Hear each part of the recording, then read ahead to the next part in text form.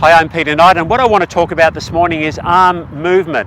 You know, how much do your arms actually move during the golf swing?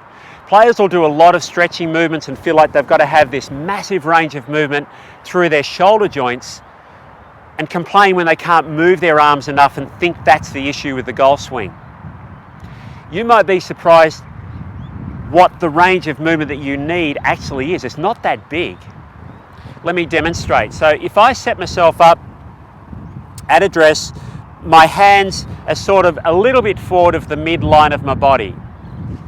When I get to the top of the swing, if I turn back to the top of my backswing, now without moving my arms in relation to my body, if I just turn my body back to where I was to start with, we can see that my arms now are a little on the right side of the midline of my body. They've lifted up and my wrists have turned a little bit.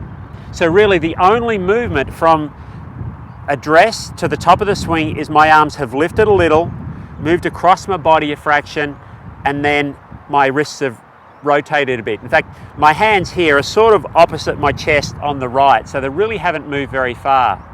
Really surprising, because a lot of players feel like they've got to pull their arms back and swing them right around. But what about at impact? So if I mimic impact and then just square my body up, here's my hands in relation to my body. They're not quite where they were at address, they're slightly behind that, and then the club is sort of in line with my left arm there.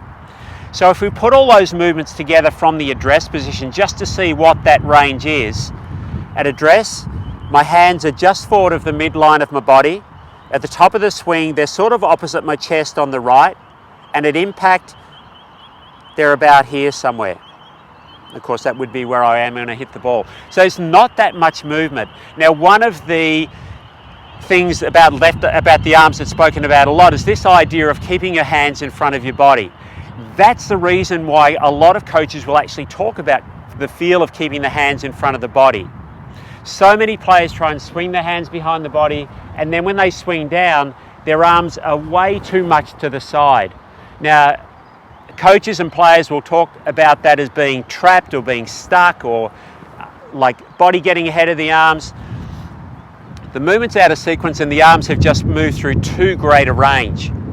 So what I want you to do as a practice, check your address position first, go to the top of the swing, and if your top of the swing position is here and you turn back to impact and your arms look something like this, or something other than this, for example, move to where you should be and then turn back to the top of the swing. So what I mean by that is, let's say my arms are here at the top of my backswing. I turn back to address, get them back to where they should be, and then turn back again, and I'll get the feel of where they should be at the top of the swing. Do this while you're watching in a reflection, both from front on, like where I am with the camera here, and also from side on, so that you can see how those movements look when you swing the club. You can also practice mimicking what I did at impact as well, and then see how that relates to your own swing. So many of you are going to find that when you get to impact, that your hands are actually back here, which of course is not quite what we want. If I return myself to address position with my body square, my hands are here, very different to where they should be here. So practice those positions, watch this video a number of times just to familiarize yourself with that.